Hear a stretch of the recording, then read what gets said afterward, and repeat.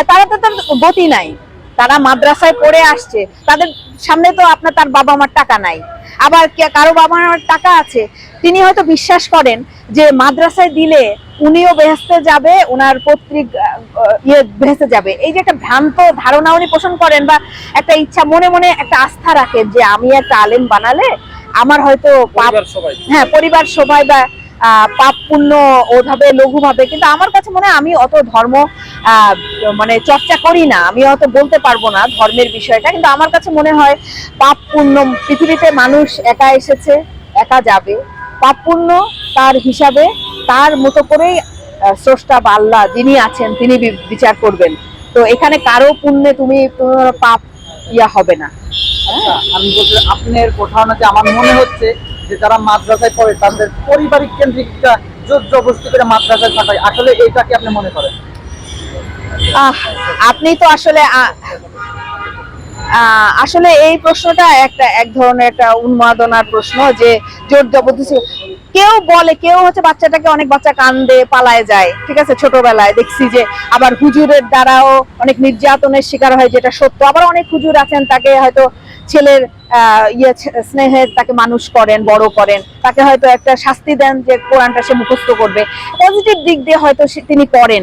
কিন্তু যে শিশুটা একেবারেই সে মা বাবার কাছে থাকতো, স্কুল শেষে আসতো, সে মাদ্রাসায় বছরের পর বছর থাকে, তার মধ্যে কি মানবিক উন্নয়ন হচ্ছে সেটাও একটা দেখার বিষয়। হ্যাঁ, তো আর অনেকে আছেন যে সম্ভ্রান্ত, কিন্তু তারা মাদ্রাসায় দিচ্ছেন, ওই যে বললাম যে তারা হয়তো মনে করেন পরকালের একটা হবে, সেটা তাদের বিশ্বাস, আমি আঘাত করতে চাই না। কিন্তু আমার কাছে মনে হয় আমার সন্তান হিসাবে যদি আমি একজনকে আমার আমার আমার বেহেস্ত কেনার জন্য আমি আমার সন্তানকে আমাকে কাটছাড়া করতাম, তাহলে আমার মনের কাছে আমি জবাবদিহি করতে পারতাম না যে আমি তাকে কেন মাতৃস্নেহ বঞ্চিত করছি আমার বেহেস্তর জন্য। আমি জানতে চাচ্ছি, আপনি যেহেতু মুসলমান, একজন মুসলমান, আপনি কি মনে করেন যে আপনি মারা যাওয়ার পরে আপনার জানাজাটা আপনার সন্তান পড়া?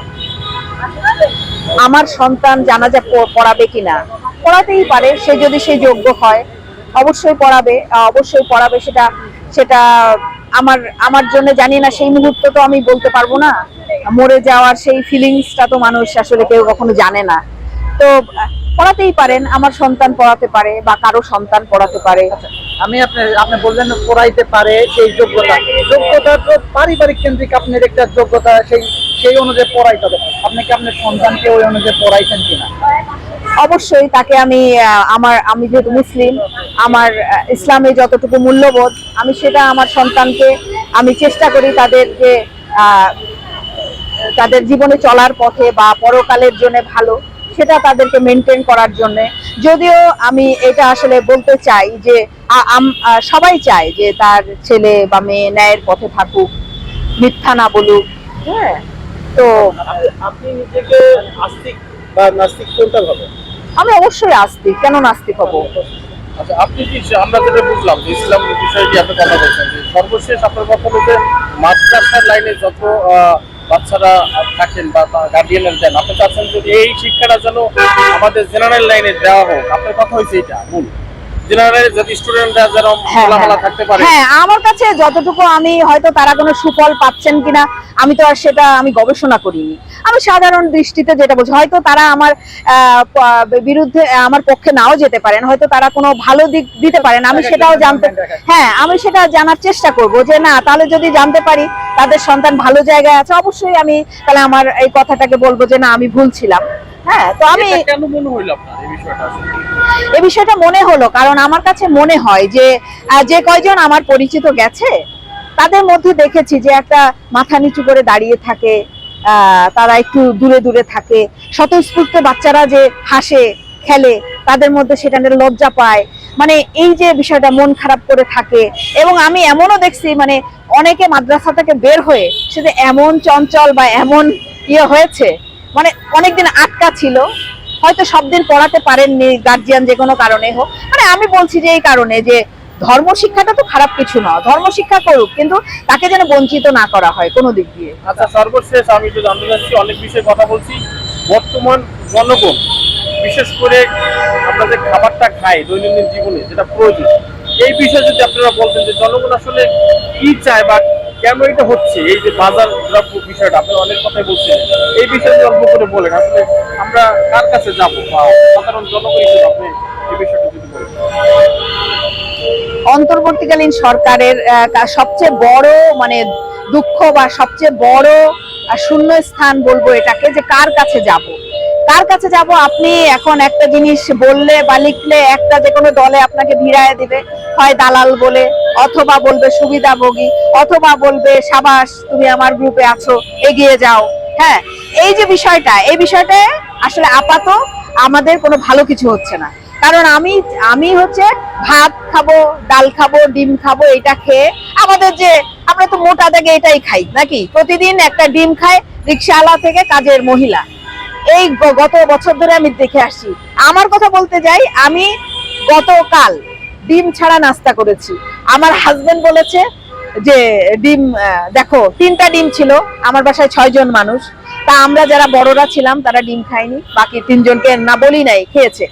মানে এই যে মানে অনেক কিছু হয়তো ফল কিনতাম, এটা কিনতাম, এখন অনেক কৃচ্ছতা সাধন করছি, মানে আমরা হয়তো না খেয়ে থাকবো না। কিন্তু কথা হচ্ছে যে এই যে বাজারের ঊর্ধ্বগতি, এটা বলবো কাকে? বা এমন কেউ আছেন যে রাতারাতি বাজার যাবেন? বিচ্ছিন্ন ভাবে দেখছি যে বিভিন্ন জায়গায় যাচ্ছে, এই ফরিয়াকে দমন করছে, ওকে অ্যারেস্ট করছে। এইটা তো ভাই পাবলিক সেন্টিমেন্ট থামানো যাবে না। আপনি দ্রব্য মূল্য নিয়ন্ত্রণ করেন, যেটা বিগত সরকার করে দেখিয়েছে। তাদের বিরুদ্ধে মাঝে মাঝে কাঁচামরিচ 200 টাকা 1200 টাকা এরকম ছিল, আবার রাতারাতি 1-2 দিন পরেই তারা হাতের নাগালে নিয়ে এসেছে। তো যেহেতু অন্তর্বর্তীকালীন সরকার কোনো দলেরই না, তাই আপনাদের কাছে আহ্বান জানাবো, আপনারা বাজার নিয়ন্ত্রণ করেন, বাজার নিয়ন্ত্রণ করেন, স্বাধীনতার পক্ষে কাজ করেন, মুক্তিযুদ্ধের বাংলাদেশের পক্ষে কাজ করেন। আচ্ছা আপু, আপনার কাছে একটা জিনিস জানবো। আবারও এই যে টিসিবির পণ্য কথা বললেন আপনি, টিসিবির পণ্য থেকে কিন্তু আমরা কিনে কিনে কিনে নিচ্ছি মাল মাটি। এখন সাধারণ যারা মধ্যবিত্ত পরিবার আছে, এরা কিন্তু টিসিবির লাইনে দাঁড়াতে একটা লজ্জা বোধ করে। আসলে যে টিসিবির আমরা কিনে নিচ্ছি, কিন্তু আমাদের অসম্মান করা হচ্ছে কিনা নাগরিককে?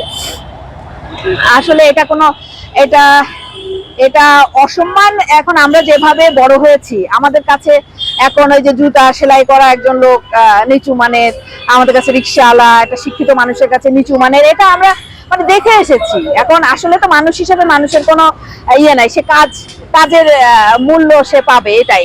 এটা আমরা এখনো সেই বাংলাদেশ পাইনি, যেটা ইভেন আমাদের পার্শ্ববর্তী দেশ ভারত কাজের বিনিময়ে চলে। এই জন্য কিন্তু তাদের এই অপরাজনীতি, মানে এই সবাই অনলাইনে বাঘঘাটি ঘোড়া মারার যে অপসংস্কৃতি, সেটা নাই।